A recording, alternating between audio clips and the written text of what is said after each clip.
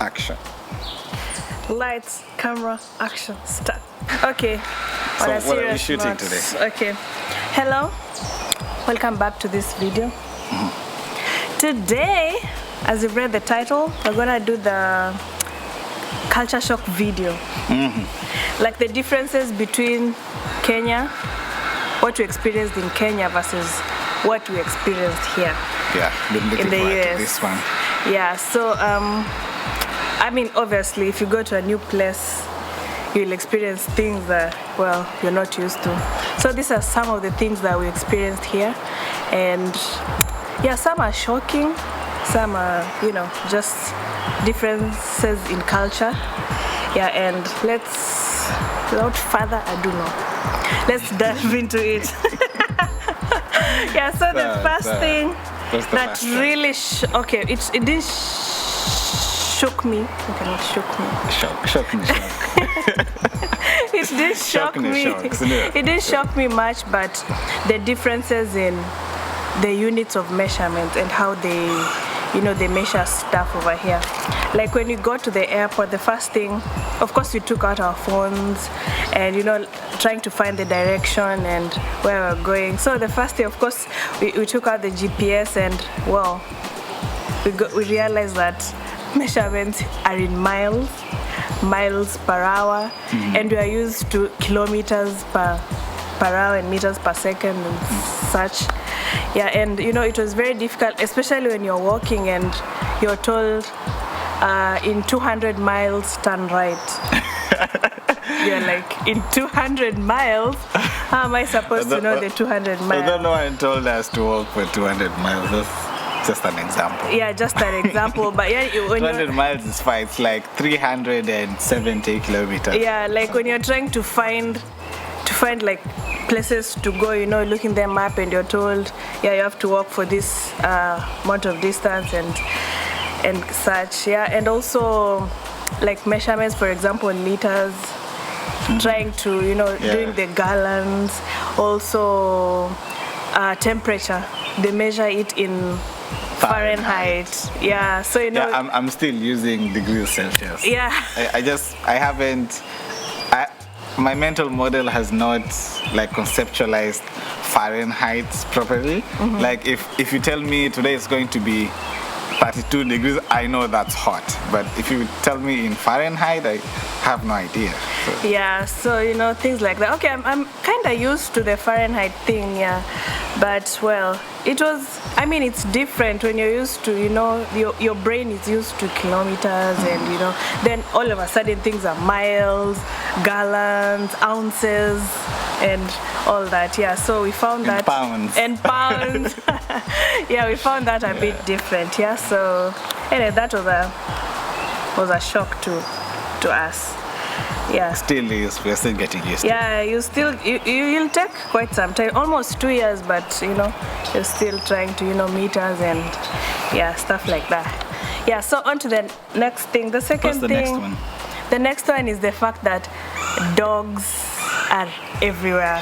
Like, I mean, dogs are everywhere. Like literally. People don't have children. Yeah. They have dogs. Like, okay, I need to share this story because one day I went to Walmart, the famous, you know, store, like the supermarket that we use here, and just the guy next to me, she had the lady next to me, she had the trolley. No, not the trolley, the stroller. Stroller for the kids. Yeah. It was pink in color. It was, I mean, it was just a stroller. So I thought there was a kid in there. Oh my gosh. When I turned, it was a dog, a white dog. Kadogi, as in kadogo, like wow, in a stroller. And I mean, they do crazy stuff. Very shocking. Yeah, that can be very shocking. Yeah, I mean, they do crazy stuff when it comes to animals. Like this society is all about animal protection and stuff like that. But I mean, dogs, like you just walk. Like I mean, everyone has a dog, literally. Everyone has a dog. And it's all manner of dogs. Dogs are everywhere. Others look like cats. Very others small look dogs. like there's Very this huge dogs. Wow, like dogs all manner are everywhere. of breeds. Yeah. So, I mean, that thing really shocked me. You know, in our country, the way dogs are just out there, they do their own things, they can get lost for 1 month, you don't even know where the dog is. Wanaenda trip 1 month and then warudi. Yeah, wengine wanarudi na ball. Zote zinaitwa Simba. Yeah, but I mean, dogs huku. Okay, I've never seen cats. I've seen one cat. But I don't know. You didn't see it. That was a lost cat. That was a lost cat. I don't even know. Like someone came around with a printed picture of their cats looking for their cat. But I mean, everyone has a dog. Come on. Like, cats are not like dogs. Cats, I don't know. I find cats to be weird creatures. Yeah, like I see dogs almost, I mean, every day. Everyone has a dog. Yeah, they're taken out for walks. You know, I don't know, twice a day or something. Malls have like dog sections. Like where you have dog-friendly restaurants. Yeah. You have toys for dogs. There's a whole section for dog food. It's almost a whole industry. Yeah. There's something called the daylight saving. Okay, this is pretty new to anyone who comes from Africa. Yeah. Daylight saving. Okay, explain the daylight saving thing. So it's when seasons change for winter and for autumn and for spring, at some point they add 1 hour to the day to save it. Or they remove 1 hour from the day. So for example, in autumn or fall, when nights start becoming shorter, they subtract 1 hour from days, and then in spring, when days start getting longer, they add 1 hour. Yeah, so a place like East Coast is 7 hours. Is 7 hours behind Nairobi. Yeah. And then when they remove 1 hour from it in fall, it becomes 8 hours away. Yeah, so it can be very confusing. I've missed classes because of that. Yeah, so you know, the way our country just days are days, nights are nights, like nothing changes. Here you can just wake up one day and your clock says, like, the first time I realized it was our cooker was read 7 a.m., but my phone reads 8 a.m., something like that. Like, you just realize that they've changed the time, because of the changes in seasons, So that's another thing that's pretty new to us. Yeah, so fourth thing is keeping time. Yeah, like guys are crazy about keeping time. Like people keep time. Like these days by day, I keep time. Me too. Like there's a time, there's a time where he was supposed to take a driving test. Oh yeah. Then he arrived 5 minutes? Yeah, I arrived like 5 minutes later. And he was and I was told you can't take the exam. I should go and reschedule the appointment because I was late. Yeah, people keep time. Oh my gosh, like it's crazy. Like I just hear that, African time. You just go to when you're told to come. Say the event starts at 2 p.m. The event starts at 4 p.m. Yeah, but here when they say, you'll be alone. Yeah. Or you might just do the dishes and come back. When you're told that an event starts at 4, even if it's 2 people, they actually start at that time. Yeah, classes start at time. Like 2 minutes earlier on or something like that. Yeah. They start pretty. They keep time. That's one good thing. And I think keeping time is a good thing. I mean, Africans, we need to keep It's one time. of those things that I'll certainly keep with me for a long time. I wouldn't say I was a timekeeper. Yeah, because before coming here. Yeah, I wasn't a timekeeper as well. But it's something that really it's in me right now. I feel like keeping time. Lose so much by not keeping time. In the end, I mean, you just adjust to keeping time. Like in the first month. Yeah, I've realized keeping time is actually good, because I mean, you don't want to reach somewhere, then you find guys are not there, or people are not ready for the event or for the thing, or to receive you. So keeping time helps, both parties. So I think I'll be keeping time. I'll be keeping time. Yeah, I remember during my first month, we were taking the bus at that time. So you would like go to Google Maps and see, okay, this bus is going to leave this station at say 9:05, and then I would get there at 9:05, which African time, that's not late, but I would get there at 9:05. I would on a bus in the local. Yeah. So what I realized was, wakisema 9:05, what they actually mean is you should, like 9:05, the bus is leaving at that stage. It's not that it's arriving at that stage. Yeah. So what you should do is you should be there like 5 minutes earlier or something like that, so that you can be able to get that bus in time. Yeah. And it's same thing for many events, for classes, like a class that should start at 9. Like 5 minutes to time the lecturer has finished setting up, he's just standing there waiting for 9 to reach, and students are already in, and then like 8:59 seconds they start. So timekeeping. Yeah, they really keep time, and I think it's a good thing. I think every one of us needs to adapt. It's a to good that. culture. Like we need to really keep time. It helps both. Yeah. So the next thing is about the weather. Like drastic weather changes. Like if I say drastic, I mean drastic. Like you wake up today, it's snowing. You wake up tomorrow, the sun is hot.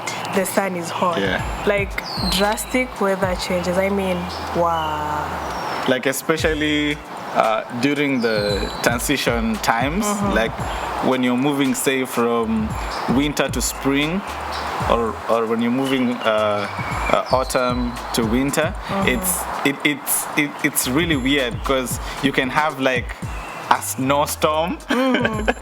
You can have a snowstorm now, and then a few hours later the sun is like really hot. Really hot. Yeah. So, yeah, and of course, apart from that, of course, the fact that in our country doesn't snow and we don't have these like extreme temperatures.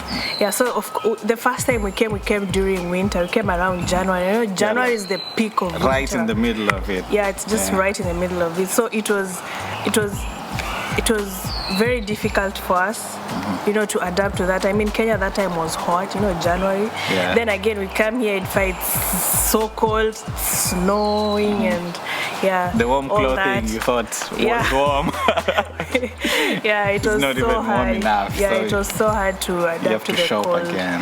Yeah, but okay, right now I pretty much like winters more than summers. More than summers. Like winters, I mean, if you just buy, if you have a car, and if you buy buy heavy clothing, that's bearable. But when it comes to summer, you can't even go out. It's so hot. Even if you're naked, not Mombasa hot. I mean, it's so hot. It's weird hot. And you can't stay naked. Yeah. So, but winter, you can, clothe yourself, layers after layers. But, in summer, you can't. So it gets really frustrating, yeah? So the weather is... Personally, it's very unpredictable and erratic. Yeah, I've never had like allergies and stuff, but I think I have spring allergy. Yeah, I think I have it. I've not gone to the doctor to confirm, but I think I have spring allergy. This year when spring started, I started, what is it called? Kujikuna. It started being itchy. Yeah, it started being itchy, and and I felt so I felt that Nailish after spring iishe, then summer comes, because we are in summer right now. So it just went away. I don't even know. So I'm waiting for the next spring so that I can prove this theory. Yeah. So okay. On to the one more thing. The good thing about so the weather is erratic and unpredictable, but the apps really work. So the first thing I do in the morning is to check the day's weather, because as I said earlier on, routine. Like the first thing you wake up, you have to check the weather. Check the weather to be ready. Yeah, even what to dress. Like it informs what to. Not like the way you dress because of an occasion. Actually, here you dress because of the weather. Yeah. Like it informs you how to dress. Yeah. Yeah, and it's quite accurate. If they tell you it's going to rain at 10. Yeah. It rains at 10. Yeah, and sometimes the government, like the government sends you the warnings, the interruptions. Yeah. There was this day I was driving and all of a sudden the weather it started getting dark. Like it was around 3 p.m. It started getting dark, and I just got a text that there's gonna be a windstorm. Yeah, it was some. I remember. Is it the time they even interrupted the radio? Yeah, they even interrupt the radio in your vehicle. I mean, they just interrupt devices. So phones, radios. They tell you that trees might be falling around your area. You're gonna get winds. I don't know. They just tell you everything, and it's accurate. And take shelter. Yeah, because as I was driving coming back home, rushing, I don't want to be caught there, and I just saw a tree. It fell. Yeah, so and it was that accurate. That's the good thing. Like the weather is so drastic, that's why I think they have to take extreme measures even in telling people. Yeah, so the next thing is, and this is funny, like the neighborhood. Wow, there's nothing like Nyumba Kumi initiative.